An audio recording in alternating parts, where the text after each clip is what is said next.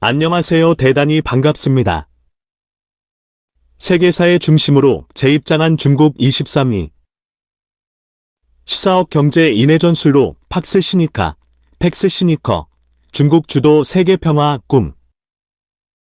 포운부한 노동력 바탕 국가 주도 투자, 세계 공장 넘어 최첨단 산업 국가로 진격. 개인 자유 억압하고 이룬 차이나 모델, 직구촌 지배할세 질서 형성의 한계. 2008년 베이징 올림픽은 중국의 국제적 위상을 입증하는 무대였다. 사진은 중국적 화려함을 과시한 베이징 올림픽 주경기장. 지난 2014년 중국은 미국을 제치고 세계 제1의 경제대국으로 올라섰다. 국가마다 다른 물가 수준을 고려해 산출된 구매력 평가 기준, PPP를 적용한 결과다. 물론 달러와 위안화의 환율을 적용하면 여전히 미국의 경제 규모가 중국을 앞선다. 국제 기축 통화인 달러의 가치가 높기 때문이다. 하지만 미국을 세계에서 가장 잘 사는 나라로 배우면서 자란 세대에게 중국 구매력이 미국을 추월했다는 사실은 충격적인 사건이었다. 이후 세계의 관심은 중국 경제가 미국을 완전히 추월할 수 있을지에 모아졌다. 미 중간 환율을 적용해도 중국의 비중이 더 커진다면 그것은 세계 시장에서 중국의 영향력이 미국을 뛰어넘는다는 것을 의미하기 때문이다. 중국이 기존의 성장 패턴을 꾸준히 지속할 경우 2020년대에는 미국을 누를 수 있다는 예측이 최근까지 일반적이었으나 코로나19 팬데믹으로 인한 세계 경제 위기가 앞으로 어떤 변화를 가져올지는 미지수다. 물론 중국의 생활 수준이 선진국보다 못하다고 비판할 수 있다. 국제통화기금 IMF 계산에 따르면 2019년 중국의 1인당 국민소득은 1만 달러 수준이고 구매력 평가 기준을 적용해도 1만 9천 달러 정도이기 때문이다. 칠레의 명목소득 1만 5천 달러 수준에도 미치지 못한다. 그럼에도 불구하고 21세기 중국은 확실히 부자 나라의 반열에 오를 만하다. 중국은 1979년 개혁개방 정책으로 경제발전 궤도에 올라선 이후 40년간 인류 역사에서 유례가 없는 초고속 성장을 지속해왔다. 중국이 앞으로도 연평균 5%의 성장 속도를 유지한다면 13년 후 국민소득은 지금의 2배로 늘어날 것이다. 게다가 중국은 세계 최대 14억의 인구대국이다. 베이징과 상하이 등 수천만 명이 사는 부유한 대도시의 소득 수준은 이미 선진국을 바짝 쫓아와 있다. 또 20세기 후반부터 지속된 경제발전은 주택과 도시의 인프라 시설을 최신식, 최첨단으로 변화시켰다. 단순히 통계에서 나타나는 경제 지표보다 국민은 사실상 훨씬 더 현대화된 발전의 혜택을 누리며 산다. 개혁 개방 40년, 배고픔 벗어난 중국. 2020년 중국을 방문하는 사람은 자연스럽게 경제발전으로 인한 상전벽해를 실감한다. 상하이 황포강 건너편 넓은 불모지에 불과했던 푸둠은 경제발전과 더불어 중국의 맨해튼으로 돌변해 지금은 마천루 숲을 이루고 있다. 중국의 고속철은 베이징이나 상하이로부터 전국을 촘촘하게 연결하고 심지어 서방 엔지니어들이 불가능하다고 말하던 해발 5,000m가 넘는 티베트의 나사까지 일사천리로 달린다. 경제발전을 막 시작하던 1980년대 중국 신혼부부 살림에서 제일 비싼 물건은 자전거였다. 1970년대 문화대혁명의 정치적 혼란으로 인해 대학을 다니던 청년들은 농촌에 파견돼 막노동을 하면서 공산사회 건설에 기여해야 했다. 그보다 앞서 1958년에는 마오쩌둥이 추진한 대약진운동 시기 사람들은 밥그릇을 녹여 철강을 만드는 희한한 실험에 동원됐고 그 결과 경제 파탄으로 3천만 명 넘는 사람들이 굶어 죽기도 했다. 이 모든 역사적 불행의 시작은 1840년대 영국과의 아편전쟁에서 패한 시점으로 거슬러 올라갈 수 있다. 중국의 근현대사는 자국민에게 마약을 팔려는 외세 앞에 비참하게 굴복한 전쟁을 계기로 서방 세력이나 일본과 같은 제국주의의 지배와 간섭, 유린의 반복이었다. 1949년 공산당 세력의 승리와 중화인민공화국 수립으로 정치적 자율성은 회복됐으나 경제는 여전히 빈곤에서 벗어나지 못하는 상황이었다. 이런 관점에서 지난 40년의 개혁개방 경제발전은 중국을 가난에서 벗어나게 만들어준 역사의 반전이라고 할 수 있다. 21세기 들어 직구촌에서 극빈 인구가 크게 줄어들면서 인류의 형편이 급격하게 좋아진 1등 공신은 다름 아닌 중국의 경제발전이다. 중국의 14억 인구가 빠르게 가난에서 벗어나자 전 세계 극빈층 숫자도 감소한 것이다. 같이 출발한 인도 앞지른 비결. 1966년 문화혁명 당시 천안문광장에 집결한 인파. 문화혁명의 대실패는 자본주의를 촉진했다. 사진 위키피디아. 사실 인류 역사의 긴 흐름에서 보면 중국의 부상은 갑작스러운 상황 반전이라기보다는 정상화 과정으로 볼 수도 있다. 적어도 기원전 3세기 진시황의 통일 제국 시기부터 19세기 초까지 중국은 거의 지속적으로 세계에서 가장 부유한 지역이었다. 중세 송나라의 선진섬은 원음영 청나라를 거치면서 줄곧 유지됐다. 미국 버클리대의 케네스 포메란츠 교수는 대분기 중국과 유럽, 그리고 근대 세계 경제의 형성이라는 역작을 통해 실증적으로 다양한 지역의 경제발전 수준을 비교하면서 서구의 특수성을 분석한 바 있다. 이에 따르면 서유럽이 중국이나 일본, 인도 등을 추월해 압도적인 경제 발전을 이룩한 시점은 비교적 최근인 19세기 이후의 일이라는 것이다. 장기적인 것이 역사적 관점에서 중국의 발전은 19에서 20세기 발생했던 예외적인 낙후성을 바로 잡는 과정인 셈이다. 지금의 중국은 지난 2000여 년 동안 그러했듯 다시 세계에서 인구도 제일 많고 부도 가장 풍부한 나라로 자리매김하는 중이다. 일본이나 대만, 싱가포르 등 동아시아 국가들이 서구 따라잡기에 먼저 성공한 뒤 이제는 동아시아의 무게중심이라고 할 수 있는 중국이 육중한 기세로 뒤늦게 추격하는 모양새다. 중국과 인도는 1800년 무렵까지 세계 경제의 중심을 형성했다. 인구 규모로 보나 생산 수준으로 따지나 중국과 인도를 합치면 세계 경제력의 절반 정도를 차지했다. 19에서 20세기에도 대륙 규모의 두 나라는 서구의 압도적 우위에 눌리기는 했지만 인구는 폭발적으로 증가했다. 현재 중국인은 14억 명으로 세계에서 가장 많으며 인도 인구도 13억 명으로 추정되고 있다. 이 두 나라를 비교해보면 중국 경제발전의 특수성을 어느 정도 파악할 수 있다. 식민지나 반식민지의 경험을 극복하고 중국, 1949년과 인도, 1947년은 비슷한 시기 새로운 나라를 세워 경제발전을 도모했다.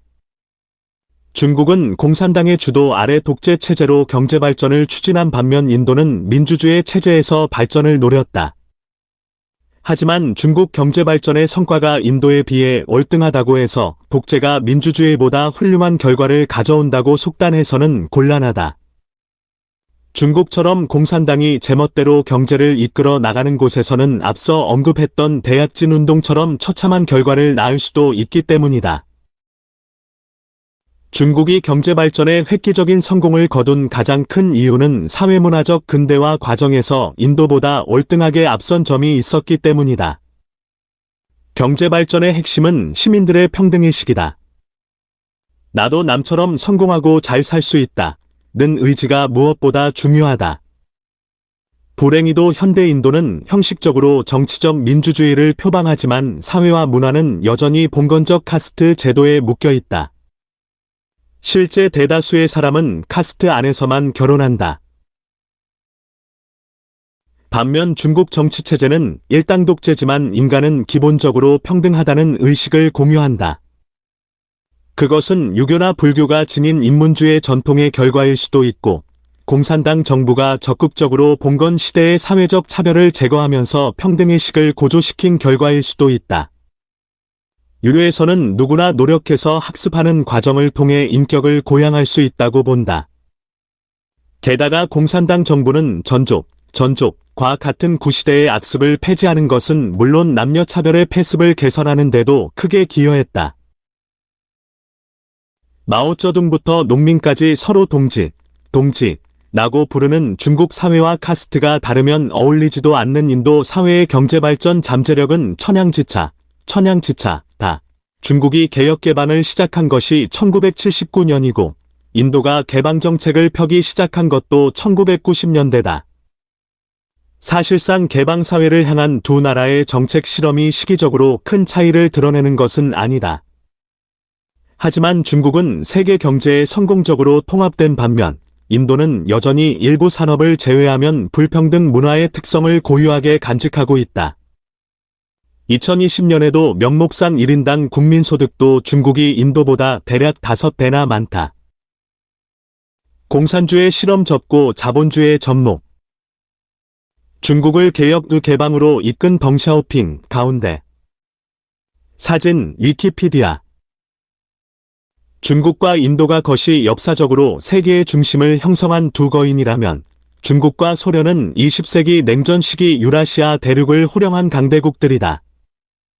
1949년 수립된 중화인민공화국은 경제정책에서 1917년부터 지속해온 소련의 공산주의 경험을 학습, 모방했다.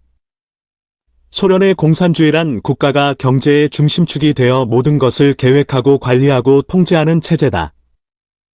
1950년대 베이징을 비롯한 중국의 주요 도시에는 소련이 파견한 고문관들이 중국의 산업화를 위해 피땀을 흘렸다. 1960년부터 소련과 중국은 서로 다른 경로를 걷기 시작했다. 두 대국은 공산주의 세계의 주도권을 놓고 다툼을 벌였고 초기의 협력체제는 붕괴하면서 서로 다른 모델을 향해 재갈 길을 갔다. 소련은 일관되게 국가 중심의 산업화라는 목표를 추구했다. 반면 중국은 대약진운동부터 문화대혁명을 거치면서 이상주의적 실험에 나섰다.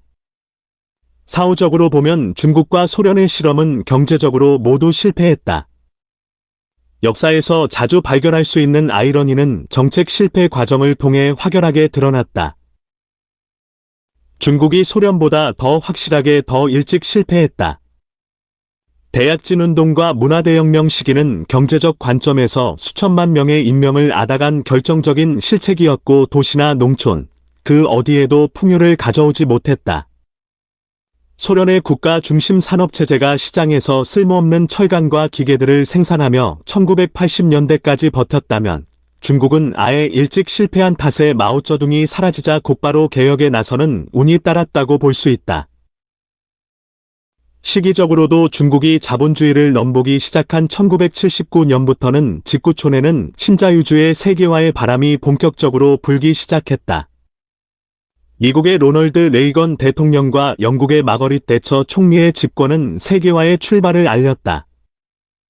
중국이 고통스러운 개혁 개방의 변화를 시도하며 세계화의 기회를 백분 활용할 수 있었다면 소련의 뒤를 이은 러시아는 1990년대 후발주자다 보니 국제적 경쟁력을 갖추지 못했다. 탈 공산화 과정을 연구한 많은 학자들은 러시아에서 선택한 충격요법 착 세러피과 중국이 걸어온 점진적 개혁을 대조시킨다. 1990년대 러시아의 충격요법은 공산주의를 청산하고 자본주의 시장경제를 도입하는 과정이었다. 따지고 보면 중국이 1970년대 경험한 문화대혁명만 한 충격요법도 없을 것이다. 하지만 정치적 혼돈과 무정부 상태를 초래했던 문화대혁명은 공산주의 실현을 위한 충격요법이었다. 러시아는 충격의 경험이 시장과 동일시됐다면 중국에서는 공산주의와 등식을 이룬 셈이다. 일찍 실패한 덕분에 빨리 자본주의 세계에 적응하려고 노력을 시작한 중국은 성공의 선순환을 그릴 수 있었다. 중국은 러시아가 갖지 못한 홍콩과 대만이라는 동포 세력이 존재한 데다 같은 아시아 태평양 지역에 일본과 싱가포르, 한국이라는 성공 모델도 있었다. 중국이 제일 먼저 자본주의 실험에 나선 경제특구가 모두 대만, 홍콩, 마카오를 마주보는 도시인 샤먼과 산토우, 선전, 주하이라는 사실이 이를 증명한다. 1980년대 중반부터 중국은 경제 개발을 위한 실험 지역을 저장, 장수, 산동, 허베이, 요동 등 한국 및 일본과 마주보는 연안 지역으로 확대했다. 이어서 연안에서 점차 내륙까지 발전의 동력을 확산시킨 결과 21세기가 되면 중국 전역이 경제 개발 특구가 됐다. 내부에서는 중국의 현실을 공산당의 철통 같은 독재로 보지만 실제 발전 과정에서 중국은 중앙 집중보다는 연방주의적 접근을 택했다. 중앙정부가 모든 것을 통제하는 것이 아니라 지방정부에 충분한 자율적 권한을 부여한 뒤 서로 간의 경쟁을 유도했다. 미국의 정치경제학자들은 이를 중국 스타일의 연방주의라고 부른다. 사실상 인구 14억의 나라를 중앙정부가 직접 통제한다는 것은 불가능하고 매우 비효율적이다. 마오쩌둥의 집중적 권력 시대가 가고 덩샤오핑의 흑묘백묘, 검건 희건 고양이는 쥐만 잡으면 된다. 의 실용주의 시대가 온 것이다. 공산 독재 중국은 민주주의를 택한 인도보다 봉건주의 관습을 타파하고 평등 의식을 공유하는 현대 사회를 만드는 데 훨씬 효율적이었다. 경제정책에서 완전히 실패했던 공산 중국은 소련보다 먼저 자본주의와의 공존을 추구하기 시작했다. 또 중국이 개혁개방의 시도에 나선 1970년대 일본은 자동차를 미국과 유럽 시장에 대량 수출하고 있었고 한국과 대만, 홍콩과 싱가포르는 수출 주도 경공업 산업화로 큰 성공을 거두고 있었다. 중국이 마음만 먹으면 중국은 촘촘한 철도망을 통해 하나의 중국을 증명한다.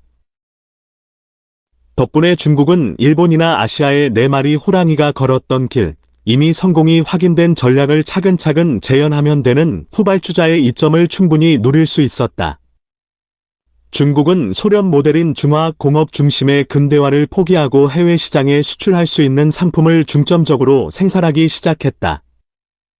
또 일본과 동아시아 국가들이 선진화하면서 포기한 산업들을 차곡차곡 챙기며 모두 자국으로 끌어들였다.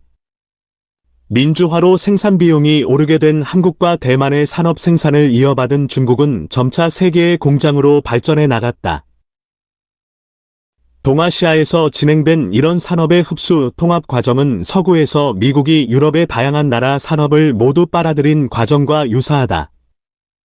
중국은 일본과 4마리 호랑이의 산업들을 서서히 집어삼키기 시작하면서 세계의 공장으로 우뚝 섰다.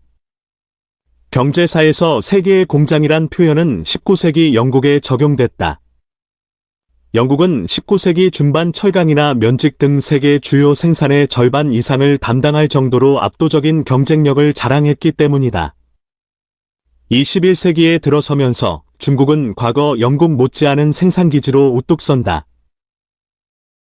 2002년 세계무역기구 WTO에 가입함으로써 중국은 생산품을 지구 곳곳에 판매할 계획을 가시적으로 드러냈다. 실제 그 이후로 중국이 마음먹고 한 상품을 생산하기 시작하면 몇 년이 지나 세계 시장을 독점해버리는 현상들이 나타났다.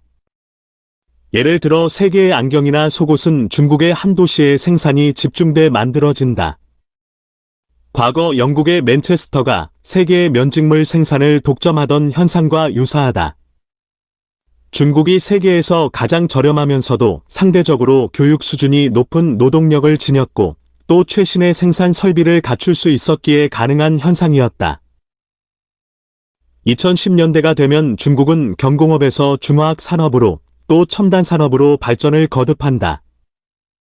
이는 일본이나 한국이 가지고 있던 비교 위의 영역까지 넘보게 됐다는 의미다.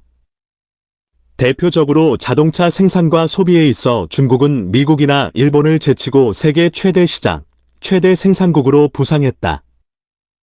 또 한국이 지배하던 조선업에도 도전장을 내밀며 불도저를 밀고 오는 중이다. 중국은 더 이상 싸구려 생필품을 생산하는 개발도상국이 아니며 같은 동아시아 국가인 일본과 한국은 물론 서구의 미국과 유럽도 빠른 속도로 따라잡는 상황이다. 특히 국가가 과학기술 분야에 집중적으로 투자함으로써 우주 탐사와 같은 분야에서는 이미 선두 개척자의 위상을 갖고 있다. 2010년대 말 중국 기업 화웨이를 둘러싼 분쟁은 정보통신 산업의 최첨단 기술인 5G에 있어서 중국의 생산 능력과 지배력이 어느 수준까지 도달했는지를 잘 보여준다. 세계 경제를 가장 빠른 속도로 연결하는 통신 기능마저 중국 기업이 가장 효율적으로 제공할 수 있는 능력을 갖추게 된 것이다. 21세기는 일상생활에서 메이드 인 차이나를 벗어나기 어려운 시대가 됐다. 지구촌의 공장 중국에서 세계인의 삶을 지배하는 물질적 생산을 책임진다는 의미다. 동시에 중국 경제 그 자체가 풍요의 시대를 맞으면서 세계를 변화시키는 엄청난 동력을 발휘하는 중이다. 중국이 지난 40여 년간 세계의 공장으로 발전하면서 이미 천연자원을 생산하는 많은 나라는 중국발 경제 붐을 경험했다. 철광석을 생산하는 호주나 구리 수출국 칠레가 대표적인 사례다. 이제 중국은 생산의 기지뿐 아니라 소비의 주된 시장이 됐다. 중국인들의 삶이 윤택해지면서 육류나 낙농 제품의 수입이 대거 늘어났다. 지금 미국, 호주, 뉴질랜드 등은 농산품 수출을 위해 중국 시장에 목맬 수밖에 없는 상황이다. 2003년 사스 사태 이후 중국인은 붐비는 대중교통을 피해 대거 자가용을 구입하기 시작했다. 덕분에 중국 시장은 세계 자동차 브랜드들이 경쟁하는 치열한 경연장으로 부상했다. 그 어떤 국가나 기업도 중국 시장을 무시할 수 없는 시대가 온 것이다. 구매력에 있어 미국과 유럽이 여전히 월등하지만 중국은 성장력이 뛰어난 미래의 큰 시장이기 때문이다. 따라잡기와 뛰어넘기. 5G 설비를 생산하는 화웨이 본사. 중국 공산당과의 유착설로 미국의 견제를 받고 있다. 사진 위키피디아. 또한 잘 살게 된 14억의 중국인들은 국내, 해외 할 것 없이 엄청난 규모로 이동하기 시작했다. 영국이 열었던 철도의 시대를 한 단계 업그레이드 시킨 것은 일본의 고속철도 신칸센이다. 하지만 업그레이드된 고속철을 대륙 수준에서 보편화시킨 것은 바로 중국이다. 이제 세계 고속철의 절반 이상은 중국 땅에 깔려 있다. 베이징에서 광저우까지, 그리고 상하이에서 나사까지 고속철이 닿지 않는 곳은 없다. 중국인들의 해외여행 붐 또한 세계를 뒤흔들어 놓는 엄청난 힘이다. 한국은 사드 사태로 중국 관광객이 끊기자 여행업이 휘청거린 악몽을 겪었다. 중국 관광객은 이웃나라 한국을 넘어 세계 어디서나 최대 고객으로 부상했다. 그리스의 파르테논부터 뉴질랜드의 밀포드 사운드까지, 또 러시아의 상트페테르부르크부터 인도양의 몰디브까지 미국인보다 해외여행을 훨씬 더 선호하는 중국 사람들이 적극적으로 세계를 누비고 다닌다. 중국의 디지털 경제는 이제 선진국 따라잡기의 수준을 넘어 가장 앞서는 수준이 됐다. 예를 들어 지불 수단과 관련해 중국은 현찰 사용에서 수표나 카드의 단계를 거치지 않고 곧바로 스마트폰 지불 방법으로 뛰어 넘어갔다. 실제로 중국 시골의 길가에서 수박을 파는 사람부터 대도시 골목에서 구걸하는 거지까지 모두 QR코드를 내밀며 디지털 수금을 한다. 중국에서 마오쩌둥 얼굴이 그려진 지폐를 냈다가는 외계인 취급당하기 딱 알맞을 정도로 중국인의 삶은 비약적인 속도로 앞서 나가고 있다. 중국인의 주거 조건 또한 놀라운 발전을 이룩했다. 기존의 소규모 주택을 상당 부분 유지한 일본이 한국의 대규모 아파트 단지를 보면 현대화된 모습에 놀라곤 했다. 하지만 중국은 도시 자체를 새로 만든 듯 엄청난 규모의 아파트 숲이 연안의 대도시부터 내륙의 주요 도시까지 속속들이 형성돼 있다. 그만큼 중국인들은 첨단의 기능적 편리함을 최대한 누리는 환경을 갖춘 곳에서 생활하게 됐다는 의미다. 팍스 시니카, 팩스 시니커 능 가능한가? 2012년 집권한 시진핑은 이런 중국 성공의 자신감을 대변하는 듯하다. 인구가 워낙 많아 평균 소득과 같은 통계는 미국이나 유럽에 뒤지지만 현재 수준의 발전 행보를 적어도 20에서 30년만 지속할 수 있다면 다시 세계의 중심이 될 수 있다는 희망과 의지를 가지고 있다. 시진핑이 야심차게 추진하는 1대1로는 세계의 중심인 중국 프로젝트의 결정판이다. 19세기 영국이 철도와 해군으로 세계를 지배하는 팍스 브리타니카를 만든 것처럼 21세기 중국은 고속철과 바다를 연결하는 일대일로를 통해 팍스 시미카를 형성하겠다는 포부다. 19세기 영국과 20세기 미국이 전형적인 해양 세력이었다면 일대일로에서 볼 수 있듯이 21세기 중국은 대륙과 해양을 아우르는 세력이 될 수도 있다. 육로로 중앙아시아를 가로질러 유럽까지 달려가겠다는 계획이기 때문이다. 아쉽게도 이처럼 상징성을 지닌 프로젝트는 시진핑을 비롯한 중국 공산당이 가지는 구태의연, 함의 표현이기도 하다. 물론 21세기에도 도로와 항로는 지경학적으로 중요한 역할을 한다. 하지만 일대일로와 같은 계획이 이 시대 세계인을 꿈꾸게 하는 것은 아니다. 조지프 나이의 표현을 빌자면 하드 파워가 아니라 소프트 파워를 가져야 한다는 뜻이다. 중국은 과연 21세기 인류에게 희망과 꿈을 안겨줄 수 있는가? 일부에서는 서구의 개인주의와 자유에 기초한 모델을 부정하고 집단과 국가의 중요성을 강조하는 차이나 모델을 언급하기 시작했다. 그러나 차이나 모델은 세계인이 꿈꿀 정도로 퍼지기보다는 단지 중국 독재 정부의 간판으로만 사용될 가능성이 높다. 중국 공산당 정부가 이 거대한 나라의 경제 부흥에 성공한 것은 사실이지만 자유와 개인주의를 바탕으로 발전해 온 세계 자본주의 질서가 없었다면 중국의 기적은 불가능했을 것이다. 차이나 모델의 성공은 남들은 모두 서구 모델을 따르고 중국만 차이나 모델을 추구할 때 가능한 일이라는 말이다. 만일 모든 나라가 차이나 모델을 따라 한다면 세계는 대립과 분쟁 또는 각자 도생의 길로 갈 수밖에 없다는 의미다. 영국이나 미국의 세계 지배에 결정적인 역할을 한 것은 매우 보편적이고 객관적인 질서다. 중국이 21세기에 자신을 세계의 한가운데 두는 새로운 질서를 형성하려면 과거 영국이나 미국처럼 보편성과 객관성을 지닌 원칙을 중심으로 지구촌의 틀을 만들어야 한다. 2000여 년간 동아시아를 지배한 유교적 질서를 예로 들 수 있다. 불행히도 2020년 중국이 보여주는 행태는 전통적 유교의 화이부동도 아니고 그렇다고 영미가 만들어 놓은 자유주의 질서의 수용도 아닌 듯하다. 오히려 지금은 20세기 제국주의 일본이나 소련이 보였던 후발주자의 일그러진 자만과 조급함이 눈에 띈다.